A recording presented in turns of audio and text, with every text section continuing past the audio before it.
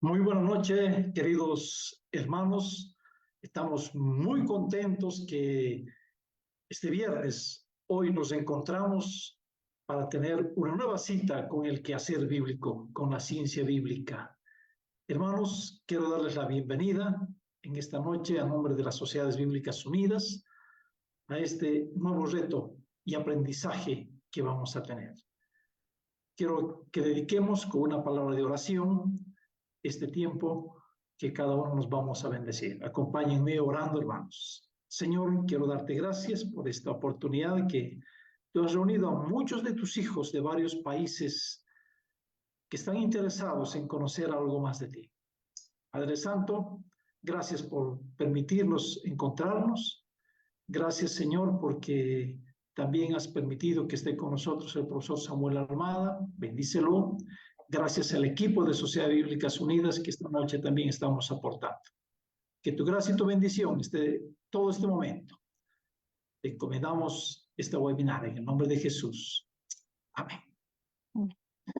Amén. Hermanos, quiero dar algunas recomendaciones, es muy importante. Ustedes ya, los que son activos, ya saben que en el transcurso hacemos una selección y bendecimos a algunas personas de algunos países, y para aquello necesitamos que su nombre esté registrado en el chat. Por favor, ponga su nombre y la ciudad y póngale una rayita más para decir de qué país está, para que podamos cooperar a la persona que trabaja con la selección del ganador del recurso bíblico. También, hermanos, en la medida en que sea posible y la conferencia permita, por favor, van a encontrar ustedes en pantalla, justamente mi nombre va a estar con un dato, por favor, si me puede ayudar Ronald, renombrando con la palabra preguntas. Entonces, ustedes, todas sus preguntas, hermanos, regístrenla allá, háganmela llegar y nosotros vamos a hacerla a nuestro profesor Samuel Almada. Entonces, queremos de esa manera tener todo en orden, todo listo y, bueno, entusiasmados por el nuevo desafío que hoy vamos a tener. Quiero también que tengamos esta noche la experiencia y sentir el sabor de una traducción que amamos bastante, la Reina Valera contemporánea. Permítanme compartir con ustedes un tip sobre la Reina Valera contemporánea.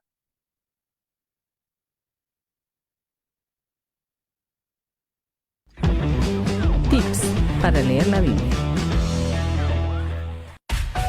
¿Qué dice este pasaje acerca de Dios, Jesús o el Espíritu Santo? Jesús le dijo: Yo soy el camino y la verdad y la vida. Nadie viene al Padre sino por mí. Juan 14:6, Reina Valera contemporánea. Jesús es el camino que nos lleva a Dios.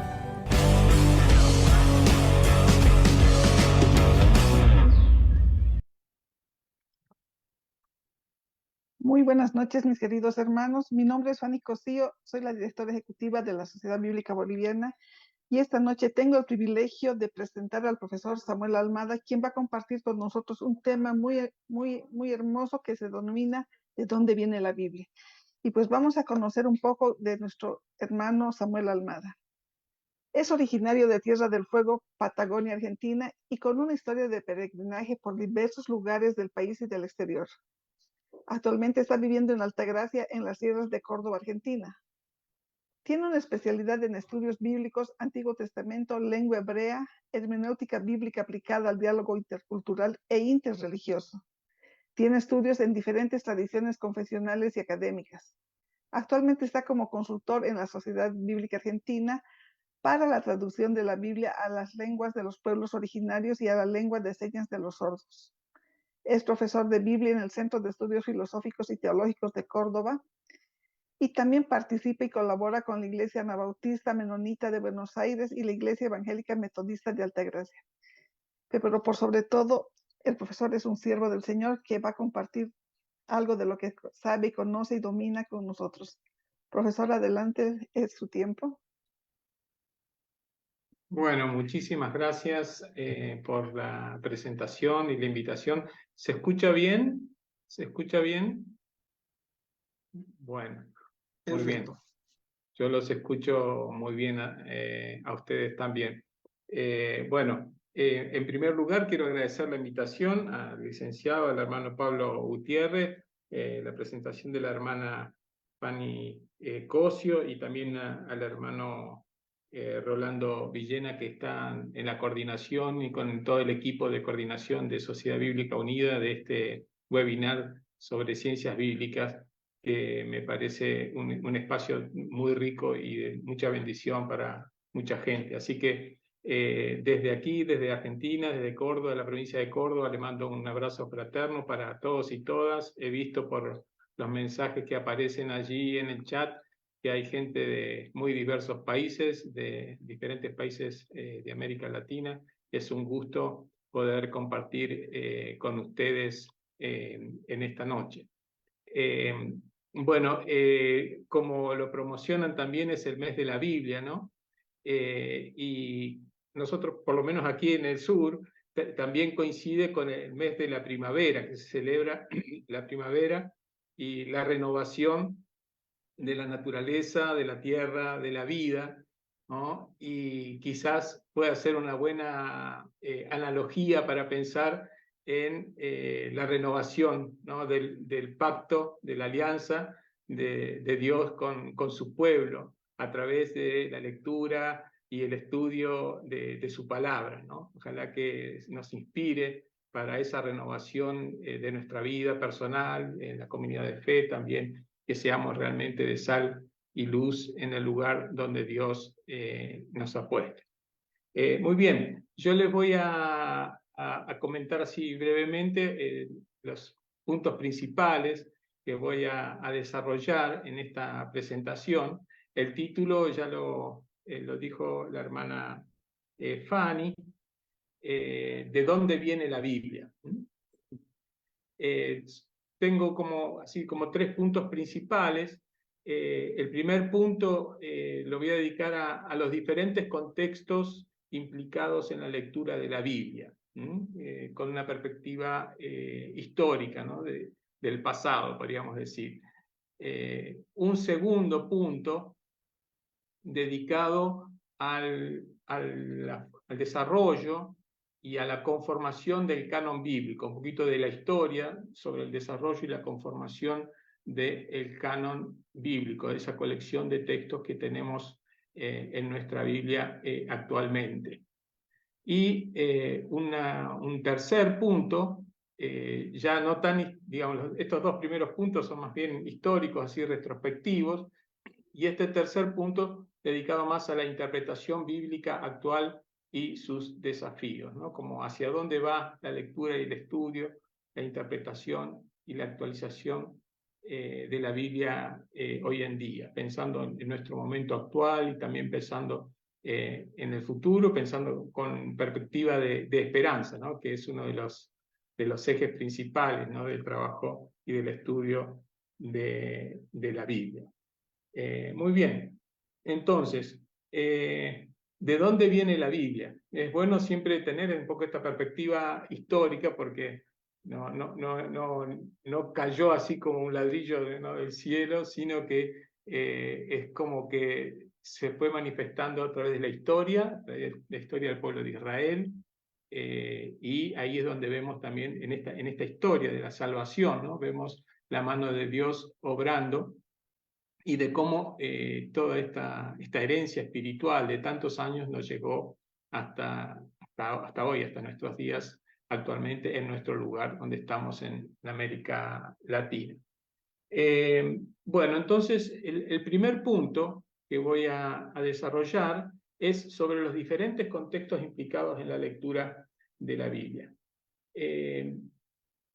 Para profundizar en el estudio de la Biblia y su interpretación, conviene destacar estos 3 contextos culturales, históricos que están implicados. El primer contexto que voy a resaltar es el contexto histórico, cultural, religioso, sociopolítico antiguo de la época bíblica.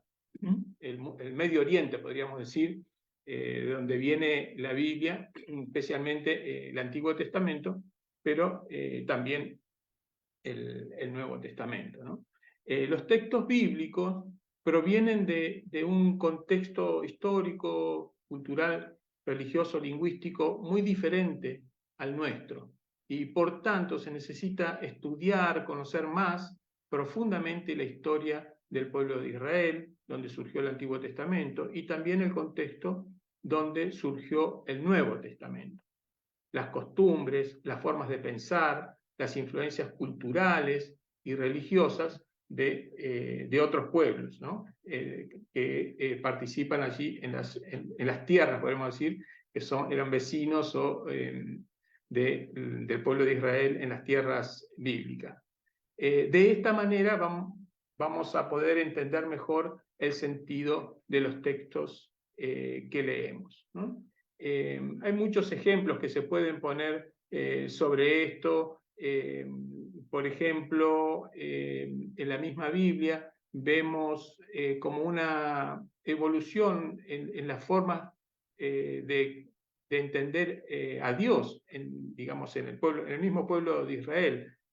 Como en la época antigua, como Dios nacional del pueblo de Israel, o como tenía cada pueblo su propio Dios, su templo, ¿no? Y vamos a ir viendo cómo ese concepto sobre Dios en la época más antigua se va transformando hasta, digamos, entenderse como un Dios creador de los cielos y de la tierra, y un Dios de todo el universo, digamos, ¿no? Que no es el Dios nacional, digamos, ¿no? Así como se entendía anteriormente. Así que, por ejemplo, ahí vemos cómo a veces necesitamos profundizar un poquito más para entender las formas antiguas que tenía el pueblo de Israel y los otros pueblos de acercarse a la divinidad. Bueno, este sería como un primer enfoque. Quiero destacar estas cosas porque son importantes para tenerlas en cuenta cuando uno estudia la Biblia de manera general y particular en la investigación académica, y también como cualquier lector que le interesa profundizar en el estudio de la Biblia. El otro contexto, el segundo contexto histórico que quiero remarcar es el contexto de la mediación. La mediación de la cultura, la historia judeocristiana, greco-romana, europea y occidental. Es necesario en este caso recordar que la Biblia no nos llega de manera directa desde los pueblos antiguos de la región del Medio Oriente, digamos, ¿no? Donde vivía el pueblo de Israel y también Jesús y sus discípulos. No nos llega directamente desde los pueblos antiguos a nuestros contextos actuales, sino que ha tenido como un largo camino que ha pasado por muchos pueblos, culturas, lenguas, antes de llegar hasta nosotros.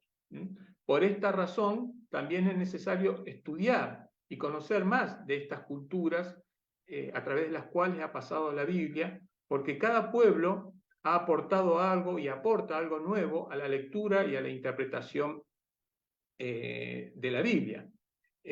Por eso no viene necesariamente de la época más antigua, estas cosas a veces que fueron, digamos, pasando por los diferentes pueblos, por ejemplo, en el continente europeo. Un ejemplo que me gusta poner para ver un poco esas diferencias que se ven en las formas de lectura de la Biblia es los conceptos, por ejemplo, dualistas sobre el cuerpo y el alma, que ha marcado mucho la cosmovisión griega, helenística, a diferencia del pensamiento semítico. El mundo occidental, la cultura judeocristiana, greco-romana, europea, occidental, fue mayormente influenciada por esta cosmovisión griega, de este concepto dualista del cuerpo y del alma, de esa diferencia, ¿no?, muy marcada entre el cuerpo y el alma. Y eso, digamos, para nosotros también ha sido muy influyente, porque nuestra historia está muy ligada a este mundo europeo occidental, digamos, ¿no? Y esto es muy, digamos, marca una diferencia muy grande con el pensamiento semítico, con la cosmovisión semítica, la espiritualidad de los pueblos semíticos. Y nosotros, por historia, no estamos tan conectados con ese mundo medio oriental y semítico. Entonces, tenemos que hacer podríamos decir, como un esfuerzo especial para llegar hasta eso, estudiarlo, entenderlo, esa cosmovisión, el mundo semítico, la cosmovisión semítica, la antropología hebrea, por ejemplo, tiene un pensamiento sobre el ser humano más holístico, más integrado, no diferencia tanto entre el cuerpo y alma como lo hace la cosmovisión griega, asignando a veces al cuerpo como algo así, por ejemplo, como tendencias hacia el pecado y el alma hacia lo bueno. Esto era casi imposible pensarlo para una persona de cultura o de pensamiento semítico, ¿no? Es un ejemplo, ¿no? Después hay otros problemas y conflictos también que tenemos en la historia de toda esta mediación cultural, podríamos decir, occidental y europea, porque también tenemos muchos conflictos y contradicciones entre lo que es el Evangelio, la predicación del Evangelio y la conquista de los pueblos de nuestros países en América, ¿no? Donde el Evangelio vino digamos, de manera en el mismo momento y con los mismos agentes, digamos, de colonizadores, y como sabemos por parte de nuestra historia, hubo mucha violencia, matanzas, saqueos y maltratos por muchos años, y eso también ha marcado mucho nuestra historia. Y digo porque también a veces hay que tener en cuenta que la Biblia y el Evangelio vino junto también con con esos grupos, con esos pueblos que conquistaron los territorios de las Américas, y necesitamos también revisar eso y trabajar esos conflictos para superarlos también como pueblos. Muy bien, o sea, acá ya voy marcando dos contextos: el contexto histórico antiguo de la época bíblica de Medio Oriente, la mediación de las culturas, digamos así, donde pasó la tradición bíblica, digamos, con Europa, la tradición judio-cristiana, greco-romana, europea, occidental. Y en tercer lugar, quiero poner el foco en el contexto histórico, cultural, religioso y sociopolítico de los pueblos que leen, interpretan, interactúan y dialogan tomando como referencia la tradición bíblica actual, hoy, ¿no? en nuestros países. La perspectiva de lectura e interpretación de cada pueblo es fundamental, porque aporta una mirada valiosa, particular y única al diálogo intercultural e internacional sobre la Biblia, digamos, ¿no? Por tanto, es relevante, pertinente y necesario conocer y profundizar más sobre la historia y las situaciones de cada pueblo, su cultura, su perspectiva de fe, su cosmovisión del mundo, pues esto es algo que ningún otro pueblo puede aportar de la misma manera. Bueno, para algunos de ustedes saben, yo hace más de 20 años trabajo con comunidades indígenas, trabajando primero en proyectos educativos y también con la traducción de la Biblia a lenguas de los pueblos originarios, ¿no? Y cada pueblo, cada nación dentro de nuestros estados y nuestras naciones, cada pueblo tiene su propia forma de entender, su propia cosmovisión, su propia espiritualidad, ¿no? Y esto es algo que cada vez necesitamos más tener conciencia, profundizar, para no a veces tener lecturas avasallantes o colonialistas también, o de imposición, ¿no? De determinadas formas de lectura o de interpretación hacia otros pueblos, ¿no? Confiar que la palabra de Dios habla a cada pueblo a su corazón, y cada pueblo responde de acuerdo a sus propias características, ¿no? Sus propias formas de pensar, ¿no? Una nota sobre estos tres grandes contextos que mencioné, podemos decir el antiguo, medio oriental, la mediación, podríamos decir, de esas culturas europeas y las culturas y los pueblos que están en nuestros países actualmente, que leen la Biblia de acuerdo a sus propios lentes, digamos, a sus propias cosmovisiones culturales, de acuerdo a sus propias lenguas. Y esto es una riqueza valiosísima que tenemos que aprender a valorar, a destacar y también a promover, digamos, como instituciones, como iglesias y también como sociedades bíblicas. Conviene tener en cuenta también la importancia que han tenido hablando de la perspectiva histórica, ¿no? Conviene tener en cuenta la importancia que han tenido las traducciones de la Biblia desde las épocas más antiguas hasta hoy, porque ese trabajo de traducción refleja también formas de diálogo e interacción que han tenido muchos pueblos en relación con el texto bíblico. Y podemos hacer una lista muy larga, ¿no? Desde las traducciones del hebreo al arameo, ¿no? antes de Cristo, cuando el pueblo hebreo dejó de hablar la lengua hebrea después del exilio, y el arameo era la lengua franca y dominante, hasta luego después la traducción de los textos bíblicos al griego, a partir del siglo II antes de Cristo, más tarde al latín, hasta el siglo IV después de Cristo, con la gran obra de San Jerónimo, mucho más tarde, casi 1000 años después, a las lenguas vernáculas europeas como el español, el inglés, el alemán, el francés, el italiano, el portugués, y ya estamos hablando del siglo XVI, en la época de la Reforma protestante, ¿no?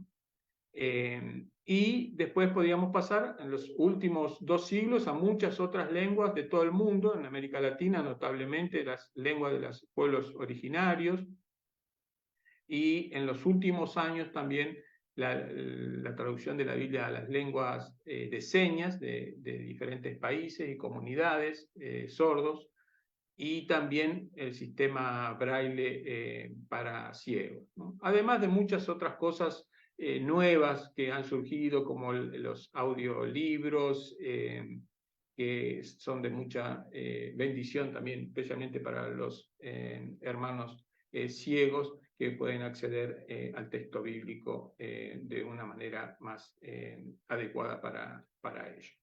Bueno, esto sería como un primer gran punto que quería presentar de esta perspectiva histórica. También, en línea con la perspectiva histórica, quiero desarrollar un poquito sobre si la historia del desarrollo y la conformación del canon bíblico desde épocas antiguas, ¿no?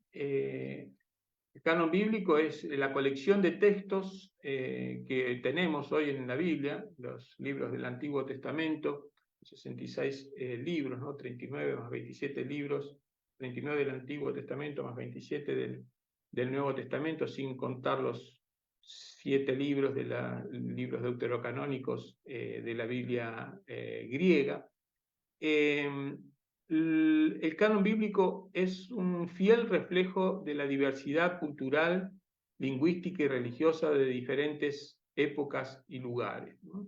Las preguntas que muchas veces, bueno, nos hacen a los que estamos trabajando en esto, que somos profesores de Biblia: ¿quiénes, cuándo, dónde, por qué y para qué escribieron el texto bíblico, ¿no? Es una historia bastante larga, digamos, ¿no? ¿Quiénes escribieron? Bueno, para empezar, mucha gente de diversos lugares, la mayoría, digamos, judíos, pero no todos, y también personas de diferentes estratos sociales, gente como el profeta Isaías, que era de la corte real, y campesinos como podríamos decir Amós, y algún otro profeta, diferentes de sectores, digamos, de la sociedad. Podemos también pensar que hubo mujeres, aunque antiguamente las mujeres estaban más relegadas de las actividades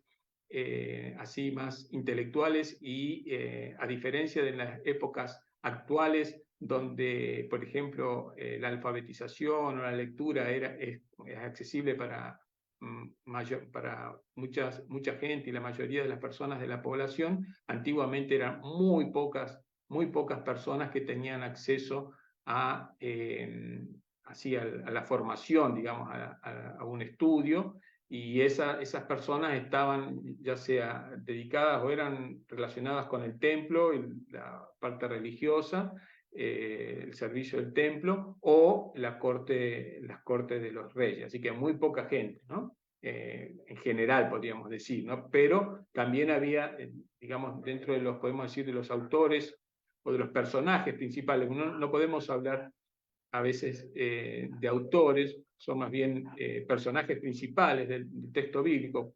Yo siempre pongo de ejemplo los profetas, ¿no? Los profetas, la mayoría de los profetas no escribieron, no eran escritores, sino eran predicadores, ¿no? Como Jesús, incluso mucho tiempo después. Eran predicadores, maestros, y no escribieron. Después hubo otras personas que recogieron, primero de manera oral, ¿no? Transmitiendo a diferentes, a sus descendientes, estas historias, y después con el tiempo ir pasando en limpio y escribiendo esas historias. Así que siempre hubo mucha gente que participó de ese proceso, ¿no? Casi no podemos hablar de autores así directos, sino de mucha gente, de muchos autores y autoras que participaron de esta enorme tarea.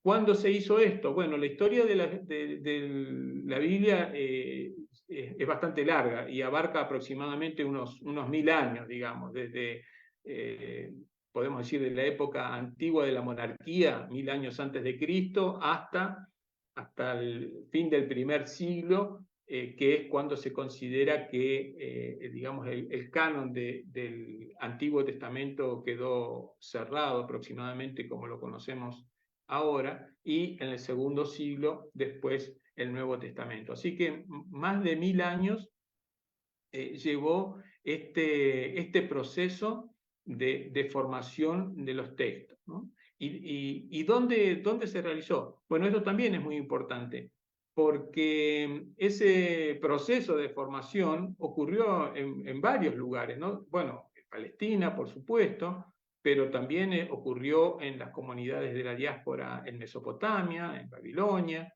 también en Egipto, en Siria, en diferentes lugares. Digamos, vivió gente que participó de esta tarea, ¿no? De muy diversos lugares, ¿no? ¿Y cuál fue el objetivo? ¿Por qué y para qué se escribieron los textos, ¿no? Bueno, una cosa que es importante destacar en la historia de la formación del texto bíblico es que, paradójicamente, las épocas que fueron las más dramáticas de la historia del pueblo de Israel, como fue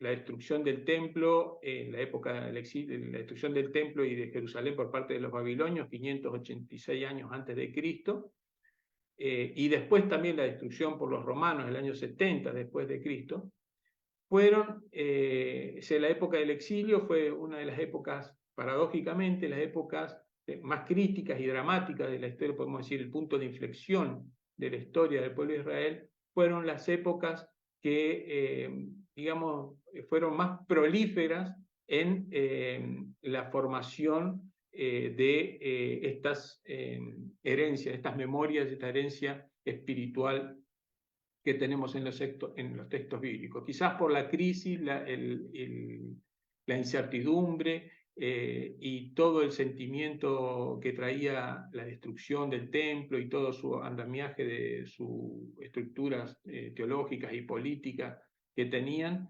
hicieron que el pueblo se volcara nuevamente a Dios, a rescatar sus tradiciones, a pasarlas en limpio, a cultivarlas, a transmitirlas a las nuevas generaciones. Así que yo marco esas dos épocas especialmente dramáticas de la historia del pueblo de Israel que marcaron también de manera indeleble la producción de los principales corpus de los textos bíblicos. Esta época del exilio, antes de Cristo, el siglo VI antes de Cristo, y también la época de la destrucción por parte de los romanos el año 70 después de Cristo, después de la guerra judías de 4 años, 66 al 70, en el 70 los romanos finalmente decidieron destruir el templo y Jerusalén, y el pueblo de Israel fue de nuevo al exilio. O sea, el pueblo de Israel se quedó sin templo, sin tierra, y su única referencia eran sus textos, digamos. Así que en el exilio, como hay un libro de un profesor que se llama Hans de Witt, que se llama así, en la dispersión, el texto es patria. Así que el texto era como un poco la patria de los judíos, al no tener tierra y haber perdido todo lo que habían recibido, la tierra, el proyecto político en su país, etcétera. Quedaron solamente con la Biblia, digamos, con sus tradiciones, y eso, se aferraron a eso, y también quizás esa es una de las razones por las cuales el pueblo de Israel pudo sobrellevar y sobreponerse y no perder su identidad, ¿no? Y su fidelidad a Dios de sus padres. Muy bien, una cosa que también siempre destaco con respecto a la formación de las tradiciones escritas es que siempre hay que suponer, y sobre todo en el Antiguo Testamento, pero en el Nuevo Testamento también, en el Evangelio especialmente, que lo primero siempre son las tradiciones orales, y después hay una transición hacia las tradiciones escritas, ¿no? Eso ya marca un primer paso en el proceso. Siempre, digamos, hubo tradiciones orales que se fueron difundiendo, y después lleva un tiempo hasta escuelas, discípulos van poniendo por escrito esas tradiciones tan importantes para la comunidad de fe. Y después hay un trabajo muy rico también, por ejemplo, en el Antiguo Testamento casi todos los libros están formados por colecciones, no son así escritos como pensaríamos hoy por algún escritor como que se escribió todo, así se sentó a escribir, se escribió toda una historia, sino que son colecciones, se fueron juntando materiales, como decíamos, por ejemplo, de los mensajes proféticos, se fueron juntando, después se seleccionaba ese material, se ordenaba, se editaba, se escribían elementos redaccionales para darle un poco sentido a las colecciones de los materiales que se iban juntando. Por eso a veces en los textos hay textos repetidos y eso, porque para la tradición, para la construcción de estas memorias, era muy importante todo, digamos. Entonces a veces no importaba que se repitiera algún material, pero no querían perderlo, digamos, ¿no? Y siempre, aunque eran parecidos, tenían cosas diferentes, ¿no? Vemos esto, por ejemplo, en las fuentes documentales del Pentateuco, como la fuente eloísta, yavista, deuteronomista y sacerdotal. Lo vemos mucho más claro también en el Evangelio. Tenemos cuatro versiones del Evangelio. Una vez uno pregunta, bueno, ¿y para qué tenemos 4 si con una alcanza para entender el mensaje, ¿no? Pero bueno, son 4 tradiciones que tienen sus matices, todos hablan más o menos de lo mismo, pero tienen algunas orientaciones particulares hacia comunidades, algunos más hacia los judíos, otros más hacia las otras naciones, en fin, o sea, tiene cosas especiales que hacen, o se justifican que estén, aunque haya cosas repetidas, que enriquecen la tradición, y antiguamente se pensaba de esa manera, que no querían perder nada, digamos, aunque sean cosas parecidas, digamos, ¿no? Querer tenerlas todas, ¿no? Y así, por ejemplo, tenemos 4 tradiciones sobre el Evangelio, que era la vida de Jesús, la enseñanza, sus enseñanzas, sus hechos, ¿no? Su testimonio de vida. Veo que el tiempo pasa rápido. Unas fechas principales en las canonizaciones parciales hasta el cierre del canon. Bueno, lo primero que conocemos que se canonizó como corpus textual es el Pentateuco, y una de las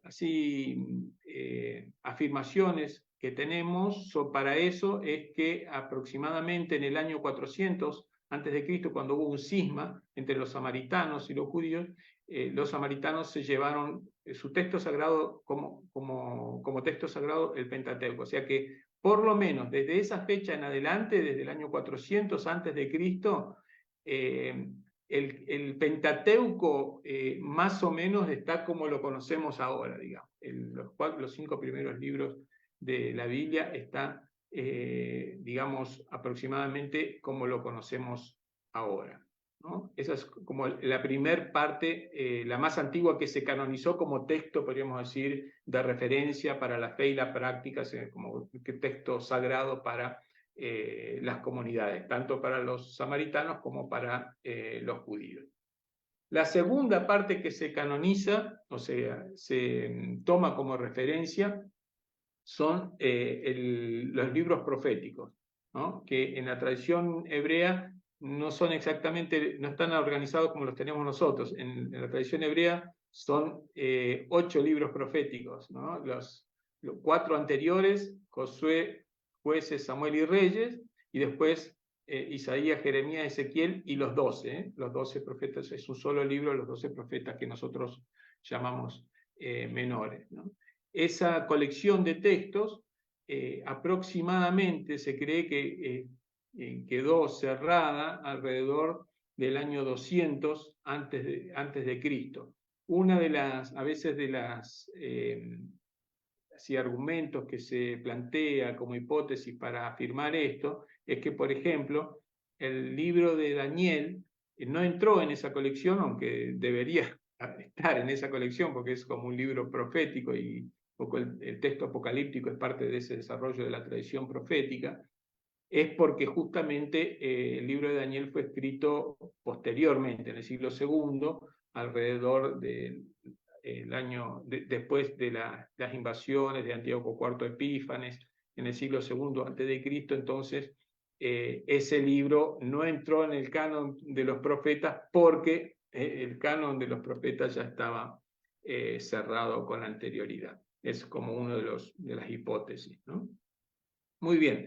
Y después, para terminar de hablar del cierre del canon del Antiguo Testamento, podemos decir que el cierre definitivo del canon del Antiguo Testamento ocurre hacia el final del primer siglo después de Cristo. O sea que en la época de Jesús, y se menciona en los evangelios, se habla de la ley y los profetas y los salmos, pero no se hace referencia a todo el corpus profético, como a todo al corpus de la Biblia hebrea, ¿no? La ley, los profetas y los escritos, porque todavía no estaba cerrado. Lo que estaba cerrado como canon eran la Torá, la ley y los profetas en la época de Jesús, y probablemente el libro de los salmos también. Pero la tercera parte de la Biblia hebrea se cierra aproximadamente hacia finales del siglo I después de Cristo, justamente, como hice referencia anteriormente, a propósito de esta situación dramática que se dio de la destrucción del templo de Jerusalén, y el pueblo de Israel otra vez necesita,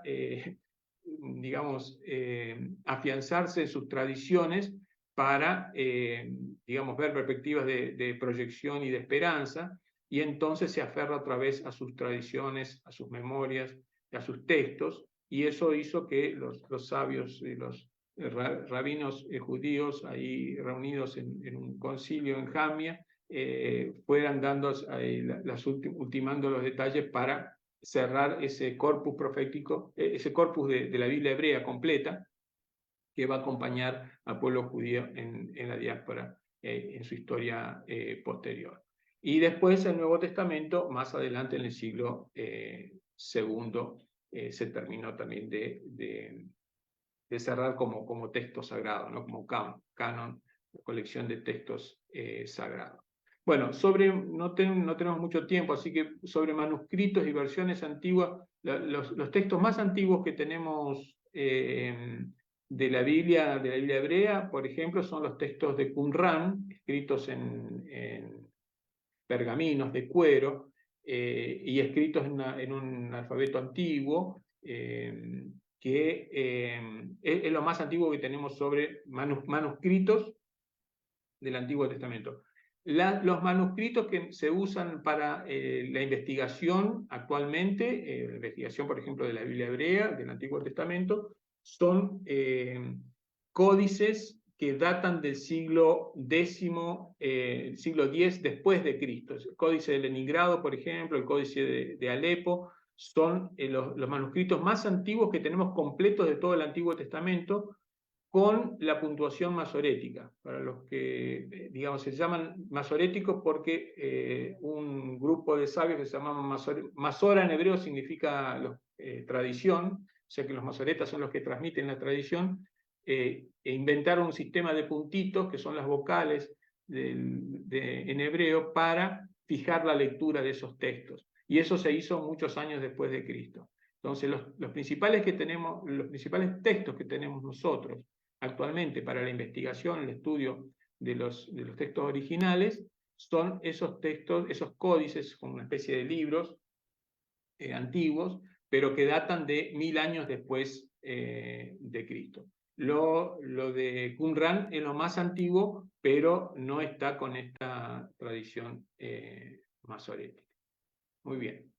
Bueno, yo quería dejar un poquito de tiempo para el último punto, que tiene que ver con la interpretación bíblica actual y sus desafíos, ¿no? Hacia dónde va la lectura, el estudio de la Biblia, la interpretación y su actualización para nosotros, ¿no? Comentando con estudiantes también, uno de los principales retos y desafíos actuales lo presentan a veces las lecturas más fundamentalistas de los textos dentro de los ambientes religiosos, ¿no? Es decir, lecturas reduccionistas. Creo que por eso es tan importante que nosotros podamos estudiar la Biblia en profundidad. Y acá me gustaría presentar dos palabras o dos conceptos que son importantes para el estudio de la Biblia. Una es exégesis y la otra hermenéutica. Son dos palabras que vienen del griego, pero que son muy importantes para la profundización del estudio, y están relacionadas. No se puede hacer exégesis pura y tampoco se puede hacer hermenéutica pura. Así que hay que hacer exégesis y hermenéutica un poco al mismo tiempo, pero también hay que saber distinguirla para poder estudiarlo adecuadamente, ¿no? La palabra exégesis es una palabra que viene del griego y quiere decir extraer. Y por tanto, significa como análisis o estudio profundo del texto, ¿no? Extraer, ¿no? Lo que tiene el texto, estudiar, investigar, ¿no?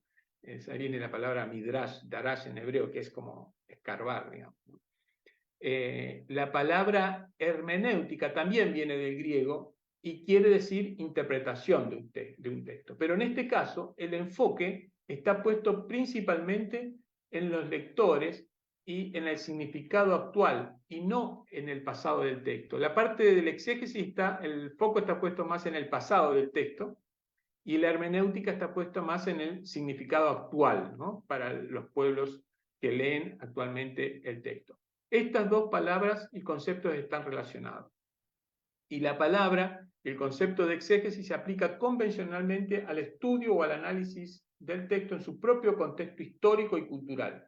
Es como un estudio sobre el pasado del texto. Por ejemplo, para el estudio del Antiguo Testamento hay que tener en cuenta el contexto histórico, cultural del pueblo de Israel, las influencias de los pueblos y de las culturas vecinas en tiempos antiguos, por ejemplo, de Egipto, de Mesopotamia. Por otro lado, la palabra y el concepto de hermenéutica se aplica convencionalmente a la ciencia de la interpretación de un texto desde la perspectiva de los lectores y las comunidades actuales. Es como un estudio sobre el significado o el sentido actual que tiene ese texto, ¿no? Para hacer algo más gráfico, para el estudio exegético, por ejemplo, algunas preguntas que podríamos hacer son las siguientes. ¿Cuál es el contexto histórico y cultural del texto que estamos estudiando? Por ejemplo, si estamos estudiando un libro profético o un libro de los libros históricos. ¿Cuál es la situación particular a la que está haciendo referencia ese texto? Tenemos que estudiar eso. ¿Cuándo y dónde se escribió el texto que estamos estudiando? ¿Quiénes lo escribieron y cuál sería la intención de los autores? Todo eso pertenece al horizonte del estudio exegético. ¿Cuáles son los manuscritos más antiguos que tenemos de ese texto? ¿Cuál sería la forma o género literario de dicho texto? Por ejemplo, narración, poesía, oráculo profético, carta, texto utilizado en el culto, oración, acción de gracias. Hay muchos géneros literarios que se utilizan en la Biblia. Para el estudio hermenéutico o la interpretación de un texto, algunas preguntas que podríamos hacer son: ¿qué me dice el texto a mí? ¿Qué dice el texto para la comunidad de fe, para el pueblo de Dios, para la iglesia? ¿Qué dice el texto para la sociedad y el mundo en el cual vivimos hoy? Yo menciono muchas veces que una buena orientación para la lectura de la Biblia con provecho la tenemos en la tradición de la Lectio Divina. No sé si ustedes, creo que hay muchos en sociedades bíblicas que conocen un poco la tradición de la Lectio Divina, que es una tradición muy antigua de la iglesia primitiva, y como que tiene 5 puntos que me parecen muy buenos a tener en cuenta cuando uno lee la Biblia. El primer punto, la primera pregunta que uno tiene que hacerse es, bueno, ¿qué dice el texto en sí mismo? Uno lee un texto, ¿qué dice el texto en sí mismo? Estudiar lo que dice ese texto. Y ahí podemos aplicar también un poco todas estas herramientas exegéticas. El segundo punto que presenta la Lectio Divina es: ¿qué me dice Dios a través de su palabra, digamos? ¿Qué me está diciendo Dios a mí o a la comunidad de fe a través de su palabra, ¿no? A través de ese texto? Un tercer punto que presenta la Lectio Divina es: ¿cómo respondemos nosotros a ese reto, a esa llamada, a esa palabra de Dios que nos interpela a cada uno de nosotros? Un cuarto punto es cómo nos apropiamos de ese mensaje para nuestra vida en general. Y un quinto punto es: ¿qué hacemos nosotros para poner en práctica ese mensaje, ese llamado, esa palabra que Dios nos está dando, ¿no? A través de la lectura de la Biblia? Entonces me parece que son cosas así simples para tener en cuenta, pero que son muy provechosas para poder crecer en el conocimiento, en la profundización, ampliación del estudio de la Biblia con provecho. Bueno, según lo que estuvimos conversando anteriormente, la idea también es que tengamos algunas preguntas y generar algún tipo de diálogo en la medida de lo posible, porque al ver tantos participantes no se puede quizás hacerlo demasiado extenso, pero sería un lindo desafío que podamos tener algunas preguntas y poder tener alguna forma de diálogo. Así que desde ya muchas gracias también a los que están asistiendo en este sentido.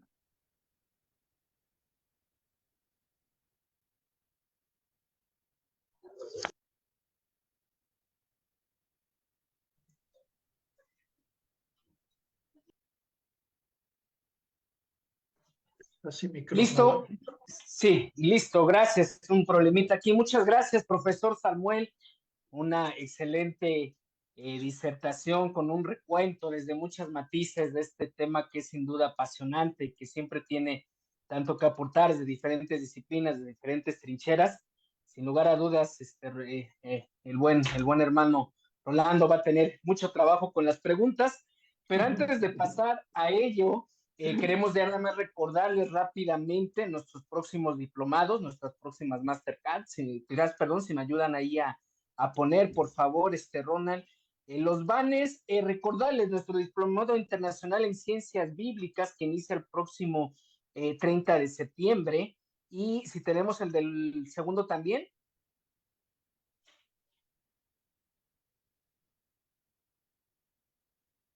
Ahí está el de Ciencias Bíblicas y el del Internacional de la Mujer. Aparecen ahí los números de contacto de los representantes de cada país. Escríbanos, mándenos un WhatsApp y con gusto les vamos a estar orientando de estos 2 diplomados que, insisto, inician el próximo 30 de septiembre. Y bueno, ya sin más preámbulos, Rolando, el micrófono es tuyo. Seguramente hay muchas preguntas para el profesor Almada. Muchas gracias, Abraham. Gracias, profesor. Sin duda tengo algunas preguntas que, no sé, estoy diciendo ahora por dónde comienzo. Pero realmente tengo una pregunta muy interesante, profesor Samuel. Dice, una de las personas dice, muy importante la mención de usted cuando dice la importancia de las traducciones de la Biblia. ¿Cuál es el valor hoy en día de tener tantas variedades de traducciones o versiones? ¿No nos confunden más bien en vez de aclararnos? Muy buena la pregunta, la sugerencia. A veces podemos tener ese sentimiento, ¿no? Los que nos hemos criado, por ejemplo, con la versión Reina Valera 60 y habíamos aprendido muchos versículos de memoria, ¿no? Después cuando llegaron las diferentes versiones, bueno, parece que ahora ya no tenemos un solo texto, tenemos muchos textos, y ahí es donde yo creo que hace su aporte esta diversidad de versiones. Quizás, digamos, más complicado para la memorización, pero sí para la comprensión creo que se ha hecho grandes aportes. Primero para la actualización del lenguaje y también pensando en los objetivos, digamos, poblacionales, y hay, por ejemplo, las traducciones en lenguaje sencillo. Yo he descubierto en muchos lugares de trabajo que estas versiones de lenguaje sencillo son muy importantes para, aunque no son tan, digamos, para la investigación de las lenguas originales y el estudio así más literal del texto, quizás no son tan buenas para eso, pero para la comprensión del mensaje son más adecuadas para las personas sencillas que leen. Así que yo creo que, digamos, tiene su razón de ser, son importantes, y cada versión tiene como su propia, digamos, audiencia a la cual está dirigida. Mismo en castellano, podemos decir, tenemos un montón de versiones, como en las principales lenguas mayoritarias, hay muchas versiones. Y eso también nos ayuda quizás en otro pequeño aspecto, que tiene que ver con esto de que hay, digamos, no hay una sola, digamos, hay un texto original, pero ni siquiera hay un solo texto original, porque a veces ese texto original del hebreo tiene algunas variantes, así que no es uno solo, digamos. Entonces a veces hay algunas variantes, y entonces en las formas de traducción eso vemos que, digamos, el texto bíblico puede ser traducido de diferentes maneras, ¿no? Esto es hay como una explicación, podemos decir, desde la semiótica, que el texto bíblico, bueno, podemos decir casi como cualquier texto, es polisémico, puede tener varios sentidos, depende también del lector, cómo lo lee, ¿no? Y lo interpreta. Y también siempre tiene reserva de sentido, ¿no? O sea que siempre el texto puede decir algo más de lo que ha dicho antes. Entonces, también por eso es pertinente para, digamos, el día de hoy. Yo creo que esas cosas también, de alguna manera, ayudan a entender la importancia que tiene que haya tantas versiones actualmente, ¿no? Mostrar que hay también diferentes formas de traducir y a veces de interpretar algunas cosas. Hay algunos textos también que pueden presentarse oscuros, que no se sabe muy bien cómo interpretarlos, y los traductores se la tienen que jugar y tienen que, digamos, digamos, agarrarse de alguna investigación para poder traducir de la mejor manera. No sé si respondo, pero bueno, trato de explicar esa importancia que tiene la diversidad de versiones que tenemos, gracias a Dios. Muchas gracias, profesor. Tengo una segunda pregunta. Dice, muy humildemente, he escuchado hablar muchas veces de este término tradiciones. ¿Puede explicarnos un poco más exactamente a qué se refieren las tradiciones cuando usted menciona? Bueno, la tradición bíblica, para poner un ejemplo, ¿no? Es una tradición, es la transmisión de un mensaje. ¿La tradición qué es? Es transmitir un mensaje de generación a generación, ¿no? La tradición bíblica transmite un mensaje que en principio fue oral, ¿no? Después se fue poniendo por escrito, después se transformó en canon, en texto sagrado, en texto de referencia para la fe y las prácticas de la comunidad.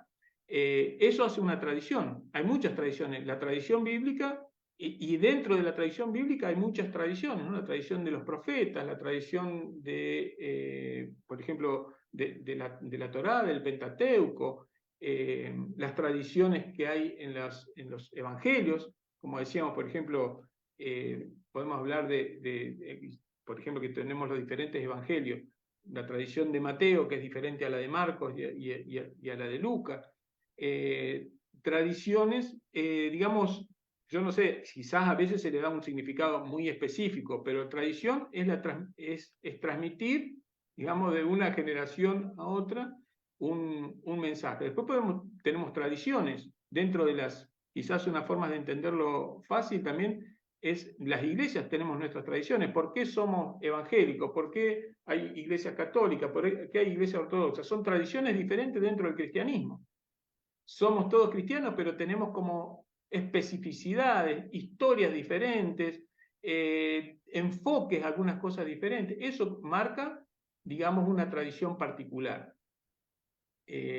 No sé si estoy entendiendo bien la pregunta o si se refiere a alguna otra cosa esa pregunta, pero quiero mostrar que vivimos en diferentes, digamos, casi en cada disciplina tenemos muchas tradiciones, digamos, ¿no? Podemos decir, si uno quiere hablar, no sé, la educación, la pedagogía, hay tradiciones dentro del estudio de la educación que siguen diferentes líneas, diferentes autores, diferentes tradiciones, ¿no? Casi en cada disciplina tenemos tradiciones así de eje de pensamiento principal, ¿no? La Iglesia Católica, por ejemplo, tiene el magisterio de la Iglesia, que es una forma de tradición que hay de cómo interpreta las escrituras, o sea, algo particular. El mundo protestante evangélico tenemos el enfoque puesto en la Biblia y en la libre interpretación de cualquier creyente, por ejemplo, ¿no? Eso también es como una tradición dentro de la tradición evangélica del mundo protestante. Sí, creo que se respondió a la pregunta sobre las tradiciones.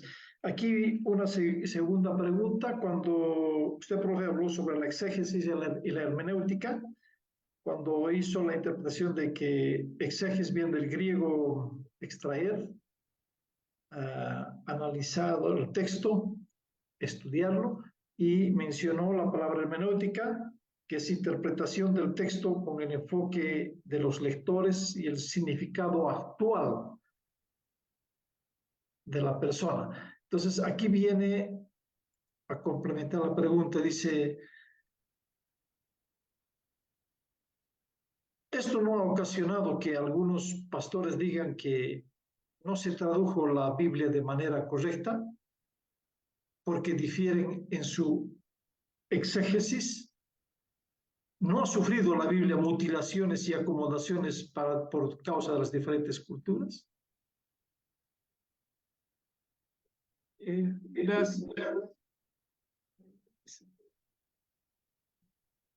¿Hay alguna otra aclaración, Rolando? No, eso nomás sería, o sea, tiene la pregunta por causa de los términos exégesis y hermenéutica. Estas dos palabras o dos frases que tienen una connotación no están llevando a que se mutilen muchas palabras o se exageren en algunas. No, yo creo que, digamos, esos conceptos yo los menciono porque son como parte de nuestras herramientas para el trabajo del estudio, la lectura y el estudio de la Biblia, digamos, ¿no? Después, cómo las traducciones, por ejemplo, como decíamos que hay variantes en las traducciones, eso también se explica porque a veces el mismo texto original en hebreo o en griego, puede haber algún texto que no está claro y los traductores tienen que decidir, ¿no? Pero bueno, nosotros confiamos también como en el Espíritu Santo que nos guía en la interpretación, y no, digamos, no nos fijamos exclusivamente en esa cuestión técnica, podríamos decir, para escuchar la palabra de Dios, digamos, ¿no? Cuando buscamos la inspiración a través de la lectura de la Biblia. Así que yo diría, una cosa sería esta herramienta que nosotros tenemos, la exégesis, especialmente para estudiar un poco el pasado del texto, las intenciones que tuvo en su propio contexto original. La hermenéutica sería, la interpretación actual, sería la forma, el foco puesto en los lectores actuales, cómo nosotros leemos ese texto y cómo lo apropiamos, cómo lo ponemos en práctica nosotros. Y claro, nos basamos en la lectura que tenemos, en las versiones que tenemos, por ejemplo, en castellano, ¿no? Yo creo que en general, la mayoría, todas las versiones son buenas versiones, las que tenemos, especialmente las que se manejan en Sociedades Bíblicas Unidas, que son confiables, y tenemos otras versiones muy buenas también católicas y de otras tradiciones que pueden aportar enfoques particulares. Por ejemplo, hay traducciones más literales que están más enfocadas para el trabajo así académico o de estudio de las lenguas originales, o Biblias como por ejemplo textos interlineales que ayudan también para aquellas personas que están aprendiendo algo de la lengua original, y eso es una orientación, ¿no? No, yo no creo que el estudio, la investigación, la exégesis y la hermenéutica nos tienen que desviar, digamos, del sentido profundo que tiene el texto bíblico. Creo que es al contrario, creo que son elementos que nos ayudan a que no, o prevenir que no nos desviemos y que no caigamos en lecturas amañadas, superficiales o extremistas también, que a veces se hacen en algunos sectores, incluso religiosos. Muy bien, profesor. Esta pregunta sí, muy interesante, me ha costado ubicarla, pero he entendido y creo que estoy dispuesto a poderte compartir cómo lo dijo. Hemos escuchado de que usted es una persona que está ayudando al sordo. ¿Cuál es la tradición del sordo? ¿Cómo es que el texto tiene la seguridad de que él va a escuchar la palabra de Dios como está diciendo los textos hebreos? ¿Puede un poquito hablarnos de dónde viene la Biblia para el sordo? Excelente pregunta, hermanos. Bueno, una de las cosas que aprendí trabajando con la comunidad sorda es que la comunidad sorda es una cultura, un mundo, podríamos decir una galaxia muy diferente al mundo oyente, digamos, ¿no? Una cultura, una cosmovisión, una forma de ver el mundo muy diferente, muy particular y lamentablemente muchas veces marginada, despreciada o maltratada también por las mayorías oyentes, digamos, ¿no? De nuestras sociedades. Y por desinformación, a veces no por mala intención, pero a veces por ignorancia o desinformación sobre la realidad de los hermanos y hermanas sordos. Es verdad, con respecto, no tenemos tiempo para extendernos demasiado sobre eso, pero sobre la cuestión de las traducciones, es verdad que la traducción de la Biblia de lengua de señas es, en comparación con todas las traducciones anteriores, es una traducción, como se dice técnicamente, una traducción intersemiótica, porque se traduce a un sistema de signos diferentes. Todas las traducciones que hemos visto desde la época del arameo, del hebreo al arameo, al griego al latín, a las lenguas vernáculas, a las lenguas indígenas, son todas de texto a texto escrito. La traducción a la lengua de señas es una traducción intersemiótica. Significa que es una traducción de un texto escrito a otro sistema de signos que es visual. Es el resultado final de una traducción a la lengua de señas, si ustedes, no sé si lo vieron, las sociedades bíblicas, casi todas las sociedades bíblicas ahora están trabajando en eso, la traducción a la lengua de señas son videos, y está focalizado en lo visual, porque los sordos tienen toda una perspectiva visual. Y de la misma manera como confiamos en las traducciones, digamos, de los oyentes a las lenguas mayoritarias, como el español, inglés o otras lenguas, también confiamos que esas traducciones a las lenguas de señas basadas en imágenes, que se trabaja con el cuerpo, con los gestos, con las manos, transmiten de manera fiel, como que guardan los principios de la traducción de la traducción bíblica, como que tenemos en Sociedades Bíblicas Unidas, que es fidelidad al texto bíblico, claridad en la lengua de destino y naturalidad, que sea una versión que sea realmente natural en la lengua del, digamos, del sordo, en este caso, que es el que está recibiendo el mensaje. Así que esos tres principios principales, que son los principios de la traducción, están presentes de la misma manera. Lo único que es diferente es que el resultado final no es un texto escrito, sino una traducción intersemiótica. El resultado final es un video visual que hay que ver, digamos, ¿no? Y eso es lo que a los que no somos sordos, a veces nos cuesta entender, o nos parece que eso distorsiona el mensaje. Algunos, incluso hasta no hace muchos años, ni siquiera reconocían la lengua de señas como una lengua.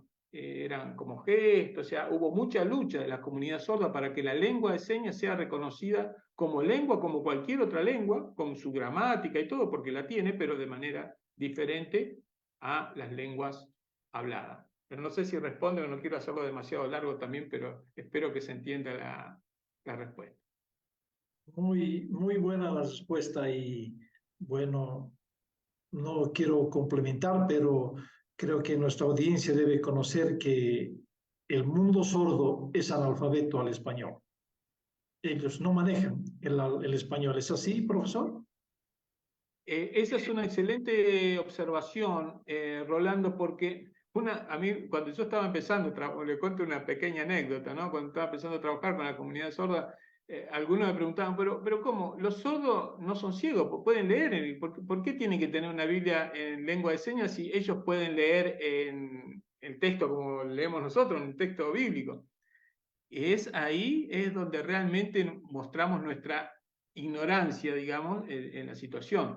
Los que son sordos de nacimiento no pueden leer porque no tienen el condicionamiento auditivo. O sea, el texto escrito es un soporte de la lengua oral. El que tiene la lengua oral y aprendió a hablar y tiene la lengua, digamos, después puede leer con facilidad. Aquel que no tiene el condicionamiento auditivo, los signos que están escritos ahí en el texto son como chino. Aprenden a leer, pero no es su lengua, digamos, tienen que hacer un esfuerzo muy grande para poder entender el lenguaje en español escrito. Es una excelente pregunta, y eso muestra, digamos, nuestra ignorancia frente a la realidad de la comunidad sorda. No, digamos, los sordos que son de nacimiento, porque hay gente que quedó sorda de grande, que sí tiene el condicionamiento auditivo, que aprendió a leer siendo joven y después quedó sordo, pero bueno, por supuesto, pueden seguir leyendo, e incluso pueden hablar casi igual que cualquier oyente, aunque no oigan, porque ya tiene incorporada la lengua. Pero aquel que nació sordo no tiene el condicionamiento auditivo, y el escrito que está ahí es chino básico. No sé si se entiende. Muchas gracias, profesor. Una vez más, creo que con este tipo de reflexiones y de saber de dónde vino la Biblia para cada uno de nosotros, es un tremendo desafío, que las traducciones que tenemos o el texto que tenemos realmente es una herramienta provista por Dios a través de hombres y mujeres temerosas que siguen trabajando en esto, para que nosotros sigamos difundiendo nuestra fe. Tiene que ver mucho con fe. Muchas gracias, profesor Samuel, por este tiempo. Estamos muy contentos y bueno, mi hermano Abraham va a mostrar un poco cuál va a ser el tema que tenemos en este septiembre. Yo mirando ya el calendario, prácticamente una exposición más y después el 29 vamos a tener maravillas, hermanos, pero voy a dejar con hermano Abraham que un poquito nos contextualice, nos hable acerca de este mes tan especial para las Sociedades Bíblicas Unidas y para el mundo hispano que celebramos el mes de la Biblia. Adelante, hermano Abraham, desde México. Gracias, mi buen hermano Rolando. Sí, seguimos celebrando en buena parte de Latinoamérica el mes de la Biblia. Como saben, todos los viernes los webinars están programados en torno a ello. El del próximo 22 de septiembre tenemos al doctor Sergio Ramírez de Colombia, un compañero de la Sociedad Bíblica de Colombia. Nos va a estar abordando el tema de la Biblia como literatura. Están abajo los horarios. Y si quieres poner la otra imagen también, por favor, hermano, donde tenemos el resto de los proyectos de los temas que van a estar el día 29 con el profesor Esteban Bot, con Fausto Liriano, con el doctor Edesio Sánchez Cetina, con Rosalí Belloso, una jornada más amplia con la que estaremos cerrando el mes. Pero necesito el próximo viernes 22, Sergio Ramírez de Colombia con la Biblia como literatura. Vamos a anunciar a los ganadores del recurso bíblico de esta semana. Les recordamos que es importante que nos apoyen ahí poniendo su nombre, su país de origen en el chat. Ahí se toman las referencias para los ganadores. Entonces, si me ayudan también ahí con la tablita, si la tenemos.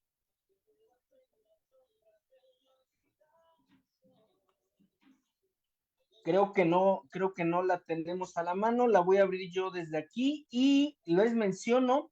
De Perú tenemos a Josué Valdés, de Chile a Nilda Ilianés, de Ecuador a Alan López, de Guatemala a Joel Durán, de Colombia a Esther Marrugo, de Bolivia a Flora Sanabria, de México a Blanca Hernández y de República Dominicana a Dominic Migliacio.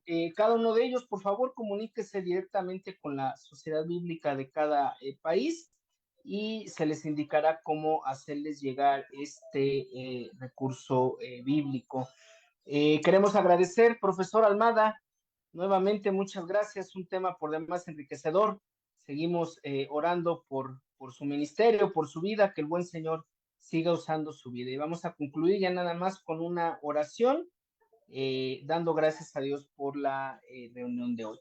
Te damos gracias, buen Señor del cielo, de la tierra.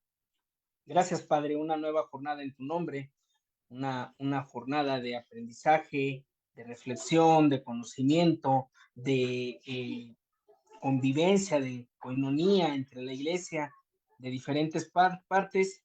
Te damos gracias, Señor, porque es una oportunidad de aprender de ti, de tu historia, de tu palabra, de ser edificados y de poder ser factor de edificación para nuestras congregaciones. En Cristo Jesús, con acción de gracias, Señor, concluimos esta reunión. Amén. Y ya por último les queremos invitar, por favor, como cada viernes, abran sus cámaras, abran sus micrófonos, queremos saludarles, queremos conocerles, cámaras y micrófonos abiertos, por favor, y con esto concluimos nuestro webinar de esta semana. Muy buenas noches, que el Señor les bendiga. Muchas gracias. Buenas noches. Buenas noches. Abrazo de Chimbote a todos.